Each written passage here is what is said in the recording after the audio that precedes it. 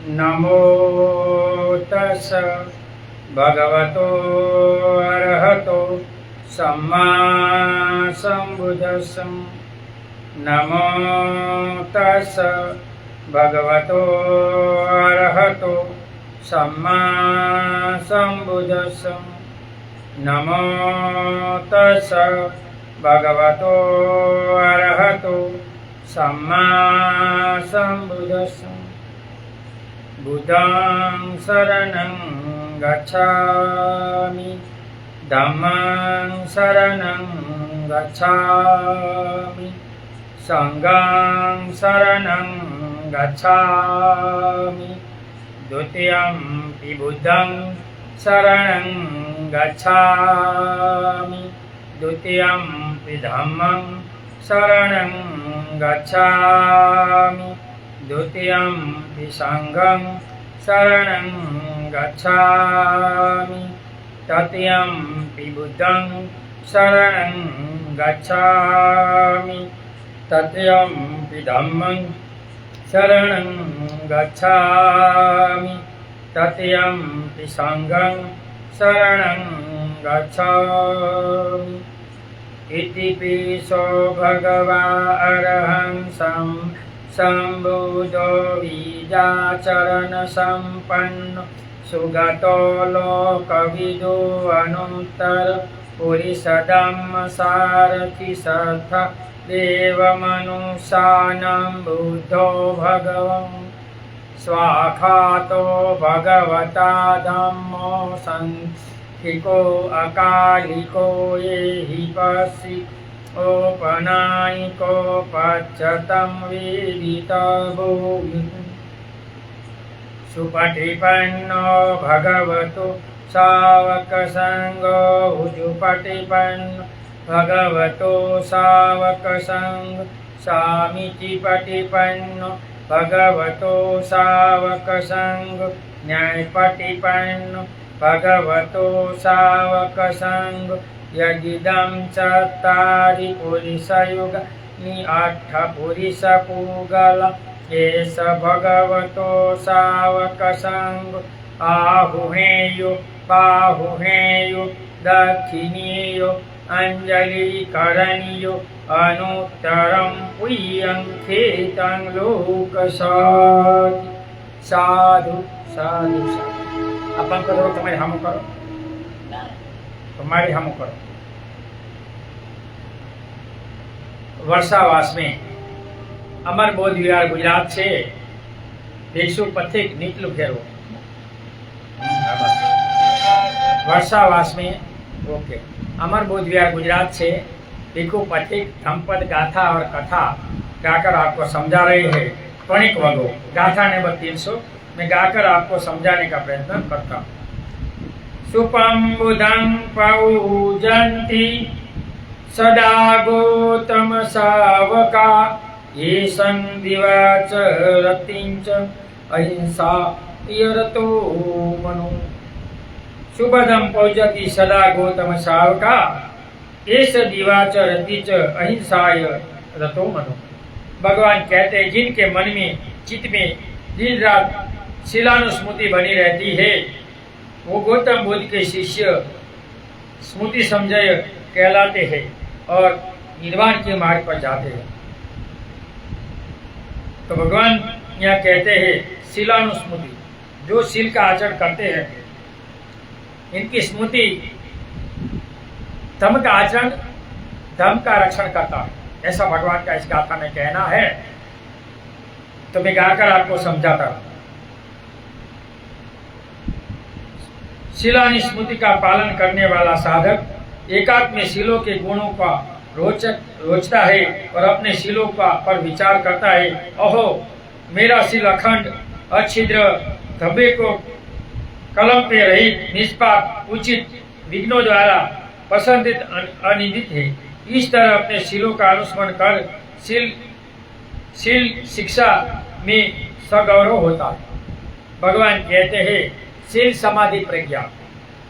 तो शील की स्मृति इंसान को निर्भय करती है, इंसान को सुखी करती है और शील पर स्थित इंसान का चित्त शांत होता है और इनकी समाधि आगे बढ़ती है और सोतापति सकुतगामी अनागामी अर्थ हो सकता है। इसलिए शील पालन बहुत अच्छी बात है। भिक्षुओं को 227 शील होता है। उपासक उपासिकाओं को सामान्य तौर पर 8 शील और 10 शील का आचरण करना चाहिए। सामान्य तौर पर 8 शील का उपोषण आता है, वर्षा ऋतु का आता है, ग्रीष्म ऋतु का आता है और हेमंत ऋतु का आता है। और 10 शील उपोषण वर्षावास में 3 महीने में भी होता है। लेकिन जो आचरण करेगा वो कुछ पाएगा। शील की स्मृति, शील को याद करने से इंसान सुखी होता है, निर्भय होता है और विमुक्त होता है, पहले दूसरे ध्यान में जा सकता है। इसलिए भगवान ने ये शील की अनुस्मृति करने को कहा है। अणुमात्र दोष में भी भय दर्शन करता है, अनुत्तर शील को प्राप्त करता है। ऐसा करने से चित्त में एकाग्रता स्वयं अपने आप आती है। शील यदि खेद है तो समाधि बीज है। देखो भगवान क्या कहते हैं कि शील खेद है, समाधि बीज है और प्रज्ञा परिपक्व फल है। प्रज्ञा स्वपर के अर्थ को संपन्न करती है। यहाँ यदि साधक गृहस्थ हो, गृहस्थशील का पालन करना चाहिए और प्रवजित हो तो प्रवजितशील का पालन करना चाहिए। ऐसा भगवान ने कहा है कि शील की स्मृति से ही जगत आगे बढ़ता है। शील समाधि प्रज्ञा, शील वो फाउंडेशन है विमुक्ति का कि इनके बिना नहीं चलता। सिर्फ बोलने से कुछ नहीं होगा।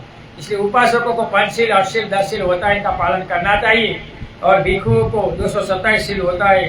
जो शील का पालन करेगा वो सुखी होगा, वो जीवन में आगे बढ़ेगा, वो निर्भय होगा, वो निरोगी होगा। भगवान कहते हैं जो शील पालन करेगा, बाबा साहब भी कहते हैं वो शील जिम्मेदारी लेगा। जो जिम्मेदारी लेगा, धम इसलिए दिया कि मेरा समाज शीलवान बने, सुखी बने और जीवन में आगे बढ़े। यहाँ ये गाथा 300 नंबर की खत्म हुई। 301 की गाथा आगे पणिक वर्गों की गाकर मैं आपको समझाने का प्रयत्न करता हूँ। सुपम बुधम प्रभु जंती सदा गौतम सावका। भगवान इस गाथा में जो व्यक्ति दिन रात भावनानुस्मृति में तल्लीन रहता है वो गौतम के शिष्य स्मृतिवान कहलाते हैं और अच्छा जीवन से विमुक्त होता है। सामान्य सर्वास्त्रवादियों में 6 अनुस्मृतियों को इसी प्रकार गिनते हैं: बुद्धानुस्मृति, धम्मानुस्मृति, संघानुस्मृति, त्यागानुस्मृति यानी कि दान, और देवतानुस्मृति। अन्यत्र निकायों में बुद्धानुस्मृति, धम्मानुस्मृति, संघानुस्मृति, शीलानुस्मृति, त्यागानुस्मृति, देवतानुस्मृति, मरणानुस्मृति, कायग स्मृति, आनापान स्मृति, उपशम अनुस्मृति आदि 10 स्मृतियों का वर्णन आता है। यहाँ धम्पद में बुद्ध धम्म संघ, कायगता, शीलानु और भावानुस्मृति का नाम आए हैं। अहिंसा स्मृति शीलानुस्मृति प्रतीत होती है जो सम्यक आचरण पर जोर देते हुए समाधि होने का मार्ग प्रशस्त करती है। भावनानुस्मृति का अभिप्राय समाधि होने के गुण को स्मरण कर पुनः चित्त में एकाग्र कर क्लेश रहित होकर भावना करना भावनानुस्मृति कहलाती है।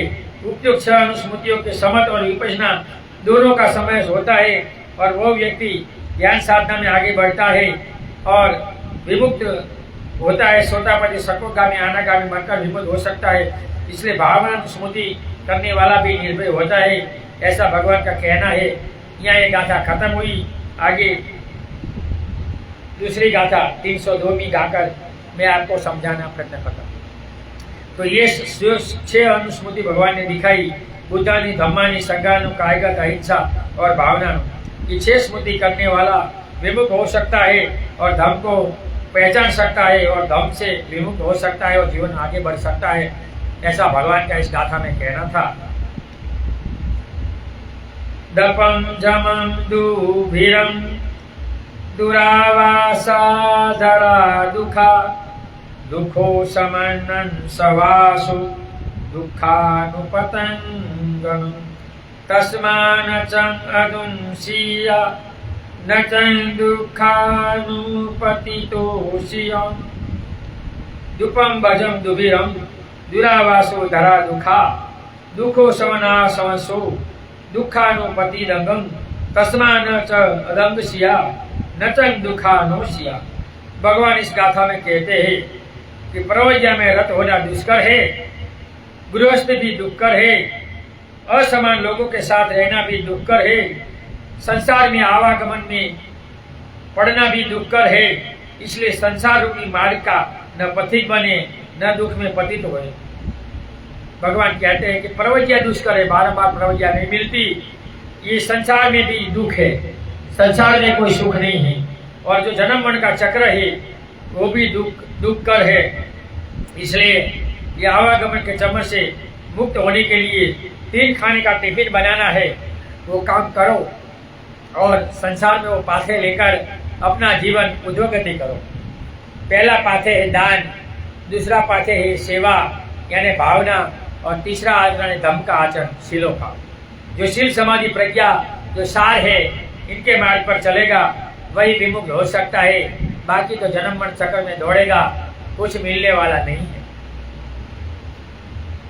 तथागत भगवान बुद्ध जब वैशाली में विहार करते थे, एक वजी पुत्र भिक्षु बनकर आरण्य में विहार करता था। पूर्णिमा के दिन नगर में उत्सव हो रहा था। गाने बजाने की आवाज भिक्षु तक पहुंच रही थी। उसे सुनकर वह अपने भिक्षु जीवन को तुच्छ समझने लगा, उद्विग्न होने लगा। दूसरे दिन भगवान के पास जाकर वंदना कर कह सुनाया। उस पर तो भगवान ने ये गाथा गाई। मेरा भी यही हुआ, ये मैं 1 महीने से गा रहा हूँ, तो यहाँ ये लोग मेरे सामने घर भी लाए बनते जी, जो आवाज आ रहा है क्या करे, इसको मना करें। ये इरादा पूर्वक लाया, आगे सब ने मना किया, यहाँ किसी ने मना नहीं किया। ये मेरा नहीं सुनना, इसलिए क्या करे, कुदरत इनको लेंगे, जो करेंगे वो मरेंगे। नीचे से प्रवचित होना अपने जन्म जन्मों के संसार के विपरीत दिशा में चलता है। अतः वह कष्ट कर तो होगी ही, लेकिन जब व्यक्ति के अंदर इनके प्रति आस्था जगे, उसकी उपयोगिता को समझे, तो वह अत्यंत सुखमय जानकर भिक्षु तत्व को कभी नहीं त्यागेगा।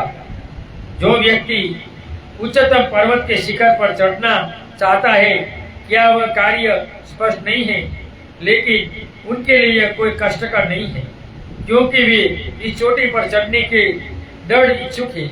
इसी प्रकार भिक्षु जीवन कष्टमय होते हुए भी जो उनकी उपयोगिता को महत्ता को समझता है, अवश्य भिक्षु जीवन जीने को आतुर होगा, वरना तो ज्यादातर पेटू है।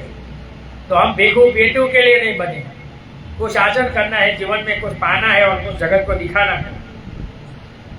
हमारे साथ विडंबना यह है कि विश्व के सबसे ऊंचे पर्वत की चोटी पर चढ़ने का प्रयत्न तो कर सकते हैं, जिस पर चढ़ना बहुत ही कठिन है, और वही मुक्केबाजी अपने कोमल नाक पर हजारों मुक्के सहने के लिए कठिन परिश्रम भी कर सकते हैं। लेकिन उन विचारों के लिए उन्हें हम स्वयं अनुकरणीय मानते हैं, अच्छा मानते हैं, उसे अपने जीवन में अमल करने की चेष्टा नहीं करते। अर्थात इस तरह के सच्ची महत्वाकांक्षा वाले लोग भी इस वास्तविकता को समझने में अनिच्छुक है। यह विडंबना नहीं है तो क्या है? यह व्यक्ति के किस रूप को प्रकट करती है? गृहस्थ दुष्कर है, किसी भी गृहस्थ से पूछकर देख सकते हैं वह कितना खुश है, कितना संतुष्ट है। हाँ, जिसे वास्तविक सुख क्या है, दुख क्या है, ये ज्ञान न हो, उससे यह प्रश्न करना बेकार है। लेकिन जो सच्चा पुरुष है, संतुष्ट पुरुष है, वो तो कहेगा कि संसार में सुख नहीं। भगवान ने भी संसार में 12 दुख बताए, जाति भी दुखा, जड़ भी दुखा, मन भी दुखा, वियोग भी दुख, वियोग पंचपादान खंडा भी दुखा। इस संसार में सुख नहीं है, संसार में दुखी है। लेकिन दुख को सुख और सुख को दुख मानना जरूरी है। संसार में आवागमन दुखी होता है, अतः संसार को अपने उद्देश्य बनाए ही संसार का गमन मार्ग से पतित होता है। यहाँ ये गाथा खत्म हुई, आगे दूसरी गाथा गाकर हम समझाने का प्रयत्न करते हैं। गाथा नंबर 303।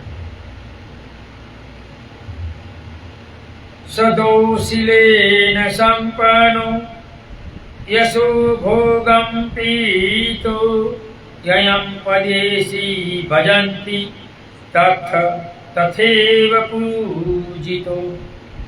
सदोषिलेन संपन्नो यशो भोगन संपितो ययं पदेश भजिन नक्ति तथेन पूजितो। तो भगवान इस गाथा में कहते हैं, श्रद्धावान, शीलवान, यशस्वी, संपन्न व्यक्ति जहाँ जहाँ भी जाता है वहाँ वहाँ सत्कार पाता है। देखो बनते ही, इसलिए हर बौद्ध उपासक को श्रद्धावान बनना चाहिए, उपासक करके शीलवान बनना चाहिए।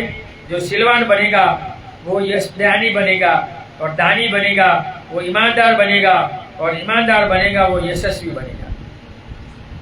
इसलिए बुद्ध धम्म संघ और इनकी शिक्षा में जो श्रद्धावान नहीं है वो बुद्धिज्म को नहीं पा सकता है। हम अभी देखते हैं ज्यादातर दीक्षा लेने वाले नेगेटिव ही है, पॉजिटिव नहीं है बनते। पुनर्जन्म की बात आती है तो बात बात में हिंदू धर्म से जोड़कर भिक्षु को भी नेगेटिव कहकर ज्यादा बुरा लिखते हैं, पंडित के बेटे हो जाते हैं। ये बाबा साहब के नाम पर खुद को तो जीना नहीं है, दूसरों को जीने नहीं देते और बाबा साहब को भी बदनाम करते। बाबा साहब का खाना है बाबा साहब को धक्का देना। अभी आप देखते हैं बाबा साहब को मानने वाले गर्मी कर रहे हैं और यहाँ नजदीक लाया दूर से मुझे लड़ने के लिए। क्या करें बताओ बंदे। तो ऐसे अमेरिका ये है। यह बात ठीक है कि विद्वान शीलवान जहाँ भी जाए वहाँ उनकी पूजा होती है, इसलिए विद्वान और शीलवान बनना अच्छी बात है। लेकिन वहीं उसकी जाति के लोग इनसे ईर्ष्या करते हैं, ये तो सही है। मुझे भी यही होता है कि पुरानी जाति वाले पहचानते हैं इसलिए ईर्ष्या करते हैं। जो निंदनीय है एक कहानी है। एक कुत्ता दुनिया घूमने निकला, कई वर्ष दुनिया के कोने कोने जाकर वहां का आनंद लेकर जब वापस लौटा तो मित्रों ने पूछा दुनिया का भ्रमण कैसा रहा, कैसे कैसे लोग हैं। आदि उसने उत्तर दिया कि जगह बहुत सुंदर थी, लोग बहुत सुंदर थे, सभी ने बहुत अपनापन दिखाया, कहीं कोई समस्या नहीं रही। मात्र जहाँ भी मैंने अपनी जाति के लोग देखे भौंक भौंक कर मेरा वहाँ रहना दुष्कर कर देते थे। कुत्ते में तो ऐसे ही होते हैं, होता है ना। तो संसार में भी ऐसा है, अपनी जाति वाले अपने लड़के। शेष तो अच्छा रहा, तो एक कुत्ते की तरह मुझे भी ऐसा होला, पुरानी जाति वाले लड़के पहचानते इसलिए समझ के घर का घंटाटी और पारका का पंडित। इसलिए भगवान कहते हैं कि जो लोग शीलवान बनेंगे, श्रद्धावान बनेंगे, इनका यशस्व फैलाएगा और इनको आदर मान सम्मान मिलेगा। बाबा साहब ने भी कहा है कि जो धर्म का आचरण करेगा, शीलवान होगा, श्रद्धावान होगा, धर्म इनकी रक्षा करेगा। इनकी अनुभूति हमें है। यहाँ एक गाथा खत्म हुई, आगे दूसरी गाथा 304 में गाकर आपको समझाने का प्रयत्न करता हूँ। अभी जल्दी पूरा ही करना है, ये बेकार है तो क्या करें।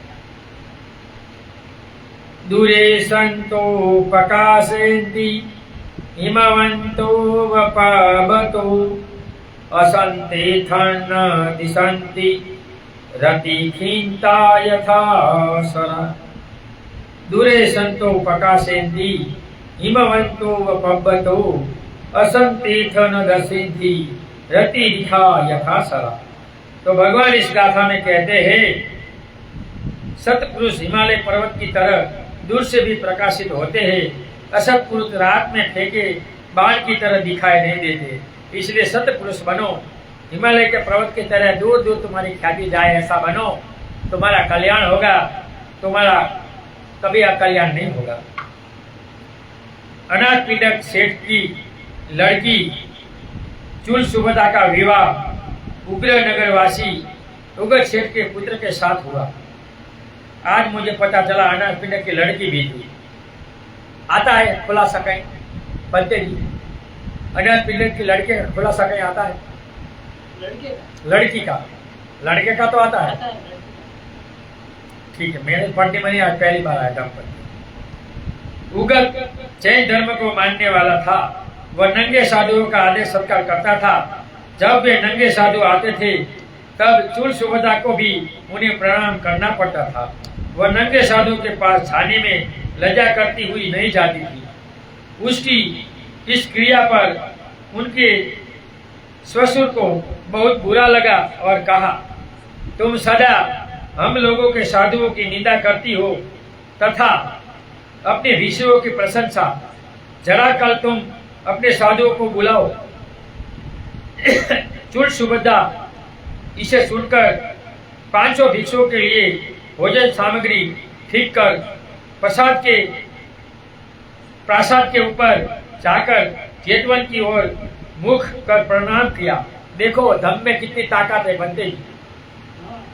बनते कल के लिए 500 भजन लोगों के साथ मेरा दार स्वीकार करे। कह आकाश में 8 मुट्ठी पुष्प फेंके।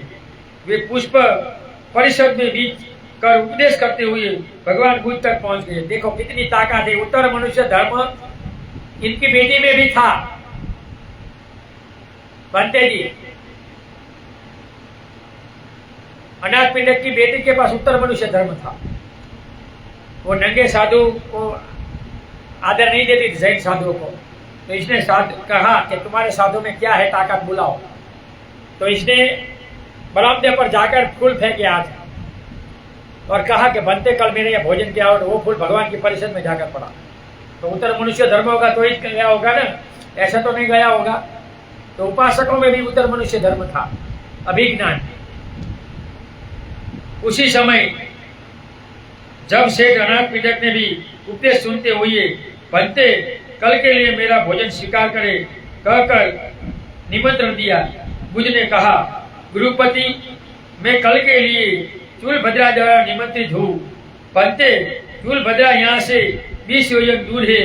उनके आपको कैसे निमंत्रण किया? वहाँ इनके पिता था अनाथ पिंडक। इसने भोजन का आमंत्रण दिया भगवान को। तो भगवान ने कहा कि नहीं, मैं चूल भद्रा का भोजन ले लिया। तो इनके पिता ने कहा ये तो 20 योजन दूर है, आपने कैसे लिया? उसी समय भगवान ने गुरुपति दूर रहते हुए भी सत्पुरुष सामने खड़े हुए प्रकाशित होते एकाकार ये गाथा सुनाई। तभी भगवान ने गाथा सुनाई कि हिमालय पर्वत दूर से प्रकाशित हो। तो कब होते हैं? जो धम्म का आचरण करते हैं वो दूर से प्रकाशित होते हैं। इनमें उत्तर मनुष्य धर्म होते हैं और वो संसार के जो भी सुख दुख है वो पहचान लेते हैं और संसार को बता सकते हैं। यदि श्रद्धा भक्ति हो तो बुद्ध तुम्हारे पास है। देखो क्या बोलते हैं कि तुम्हारे अंदर श्रद्धा और भगवान के लिए आदर भक्ति हो तो बुद्ध ऐसे इंसानों की, ऐसे व्यक्तियों की बात सुन लेते हैं। तो यहाँ का इसमें उत्तर मनुष्य धर्म होगा या बुद्ध ने समाधि से सुन लिया होगा, क्योंकि भगवान बुद्ध तो त्रिकाल ज्ञानी थे। चित्त के पहुंचने में क्या देरी लगती है, सोचा और पहुंचा। इस स्थिति को समझने के लिए अध्यात्म को गहराई से समझना होगा। पंडित जी, दुनिया में सबसे ज्यादा स्पीड चित्त की है, ऐसा भगवान बुद्ध यहाँ कहता है। सूर्य प्रकाश किरण की स्पीड भी कम है, प्लेन की भी स्पीड कम है। चित्त की इतनी स्पीड होती है, सेकंड में कहीं भी चला जाता है। अन्यथा दूर दराज गांव में रहने वालों के लिए आज के वैज्ञानिक युग का ईमेल आदि समझना अकल्पनीय है। वैसे ही होगा इस प्रकार की घटना पिछली 19वीं सदी में तिब्बत में भी घटी है। जब तिब्बत के सिद्ध शाक्य श्री को उनके बेटे ने नेपाल के बोधना स्तूप का जीर्णोद्धार कर पूर्ण होने पर प्रतिष्ठा के लिए बुलाया तो उन्होंने अपनी वृद्धावस्था के कारण चलने में असमर्थता व्यक्त कर उसी दिन अर्थात जिस दिन नेपाल में स्तूप की प्रतिष्ठा होनी थी, तिब्बत से ही वह स्तूप प्रतिष्ठा को संपन्न करने के लिए आश्वासित किया।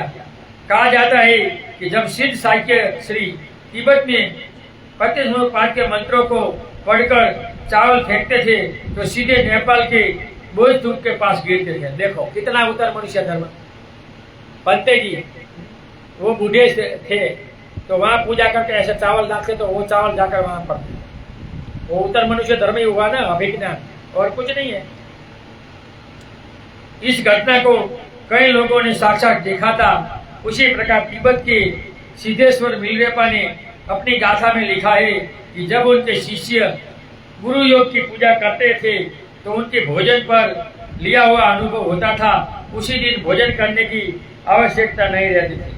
देखो बुद्ध काल में कितना अभिज्ञान भिक्षुओं में था। अभी कोई ऐसे अभिज्ञान भिक्षु नहीं होना चाहिए, लेकिन नहीं है, क्योंकि अभी भौतिक जमाना है। लोग भौतिक में पढ़ते हैं, अभिज्ञान में नहीं पढ़ते, क्योंकि पहला दूसरा तीसरा चौथा ध्यान भिक्षु नहीं करते। जब तक भिक्षु ध्यान नहीं करते तब तक उतर मनुष्य धर्म खड़ा नहीं होता और तब तक इनको कुछ प्राप्त नहीं होता। इसलिए भगवान ने पहला दूसरा तीसरा चौथा ध्यान करने को कहा है। और मनुष्य की चित्त की वृत्ति 6 प्रकार की होती है और 6 प्रकार के आधार से भगवान कम्मठान देकर ऐसे ध्यान देते थे और वो ध्यान कर कर वो विमुक्त होते थे, है ना। कोई इंसान में राग होता था, कोई में देश होता था, कोई में अविद्या होती थी, कोई में श्रद्धा होती थी, कोई में बुद्धिमत्ता होती थी ना। तो ऐसे एंगल पर अलग अलग 6 एंगल के व्यक्ति होते हैं और अलग अलग 6 एंगल के ध्यान भगवान कम्मठान देते थे। और इन भिक्षुओं को जंगल में जाकर समाधि होने को कहते थे, ध्यान साधना करना। लेकिन अब हम देखते हैं ऐसे भिक्षु भी नहीं रहे। अभी तो पेट हुए खा पीकर मौज करने वाले हमारे जैसे।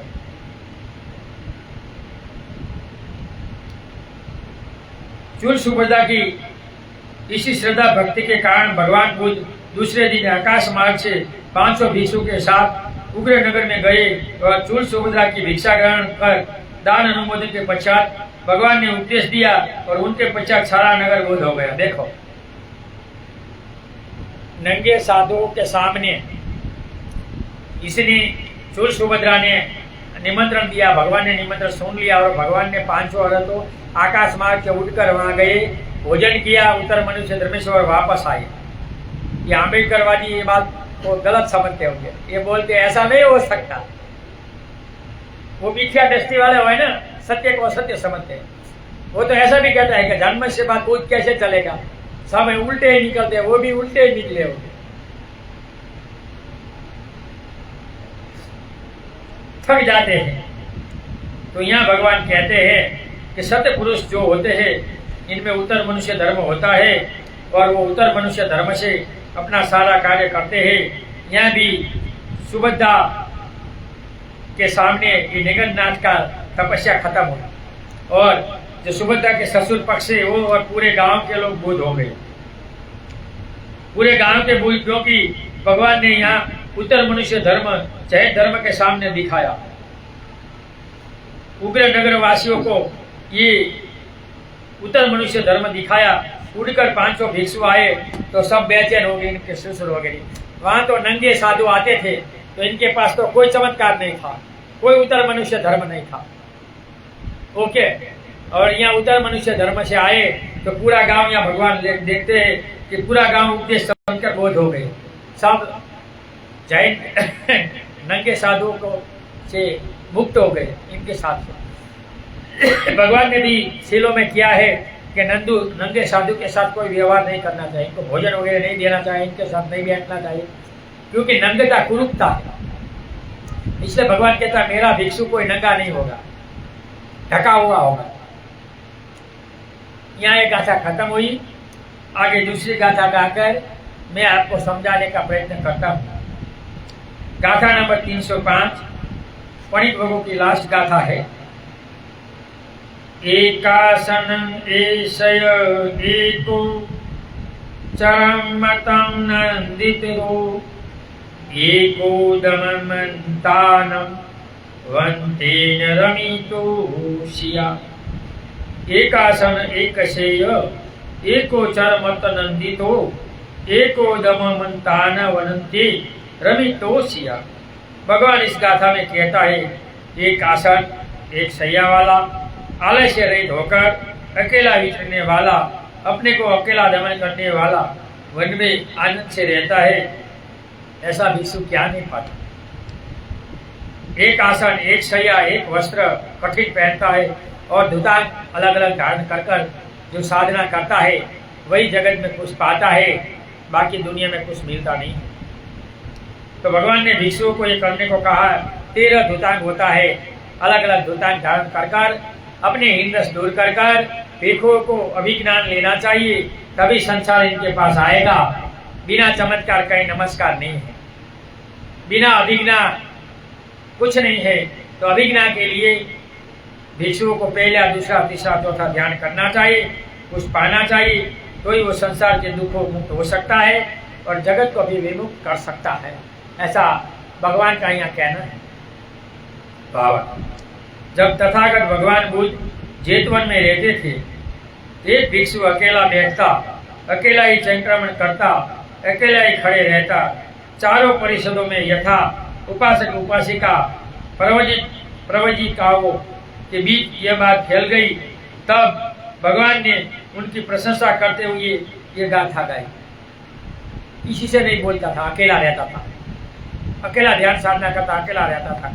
तो इनकी निंदा टीका हुई, लेकिन भगवान ने उनकी प्रशंसा की, क्योंकि भगवान टीका ज्ञानी थे। भगवान हर व्यक्ति का, मैं आगे भी कहा कि 5 एंगल का जो चित्त की रुचि होती है भगवान को पता चल जाता, और इनके हिसाब से भगवान को कम्मठान देते और वो ध्यान करने को कहते, और वो ध्यान करने वाला तुरंत ही ध्यान साधना में परिपूर्ण हो जाता था। तो इसलिए ऐसा कम्मठान देना वो गुरु की आज्ञा होती है। ऐसे गुरु परिपक्व होना चाहिए। जो परिपक्व गुरु होंगे वहाँ परिपक्व शिष्य होंगे और वहाँ धर्म का बढ़ावा होगा। जब भगवान जेतवन में रहते थे, सदैव अकेले को अकेला जाने, अकेला आए हैं, अकेला जाना है, यह सब सामाजिक बंधन तो हमारी अपनी बनाई हुई लकीर है। कोई इसमें स्थायी नहीं है, नहीं अपने वास्तविकता है। जैसे मान्यता है कि सूर्य पूर्व से उदय होता है, जबकि वैज्ञानिकों को यह सिद्ध कर दिया है कि सूर्य का कभी उदय अस्त नहीं होता। सूर्य तो वहीं स्थिर रहता है, पृथ्वी घूमती है, इनकी वजह से हम उदय अस्त बोलते हैं। बाकी सूर्य तो कभी उदय अस्त होता ही नहीं, वो तो जलता ही रहता है, गोला है, जलता हुआ आग का गोला है, वह तो स्थिर है। यदि सूर्य पूर्व से उदय होकर पश्चिम में अस्त होता है तो फिर यूरोप अमेरिका में उनका पश्चिम में उदय मानना चाहिए। यह स्पष्ट है कि सब मान्यताएं है, मान्यताओं को सिर्फ मान लेना पड़ता है, वहाँ उनकी वास्तविकता नहीं होती। संसार में 2 सत्य है, वास्तविक सत्य और पारमार्थिक सत्य। तो वास्तविक सत्य सूर्य कभी उगता अस्ता नहीं है, पारमार्थिक सत्य में वो है, यहाँ रहता है, इसलिए हकीकत में वो गोला है, धरती घूमती है। इसलिए दुनिया में सत्य 2 होते हैं, ऐसे तो सत्य अनेक होते हैं। इस अखंड शरीर के साथ उत्पन्न हुई हड्डियों के टुकड़े की एक दिन बिखर कर अलग अलग हो जाएंगे, अंग अंग राख में बदलकर किस दिशा में उड़ जाएंगे पता नहीं चलेगा। ऐसे इस शरीर का भी कोई भरोसा नहीं है, अन्यों का तो कहना ही क्या है। प्रत्येक इंसान अकेला ही जन्म लेता है, अकेला ही मरता है। जन्म मरण आदि के दुख को भोगने वाला कोई अन्य नहीं होता। मनुष्य अपने किए कर्म का फल स्वयं भोगता है। अतः अकेला रहना सीखकर अपने को सदा सत्कर्म में लगाकर निर्वाणगामी होना चाहिए। इसलिए अकेला रहना चाहिए। तो अकेला रहने से मौन रहा जाता है। मौन रहने से अपना विचार में हम 4 वीर्य कर सकते हैं, और 4 वीर्य से हम ये हमारा चित्त के विचार बदल सकते हैं, और चित्त के विचार बदलकर हम जीवन में आगे बढ़ सकते हैं। ऐसा भगवान का इस गाथा में कहना है। यहाँ आज ये पणिक भगो खत्म हुई। आगे निरय भगो 10 मिनट है, हम बोलेंगे जरूर।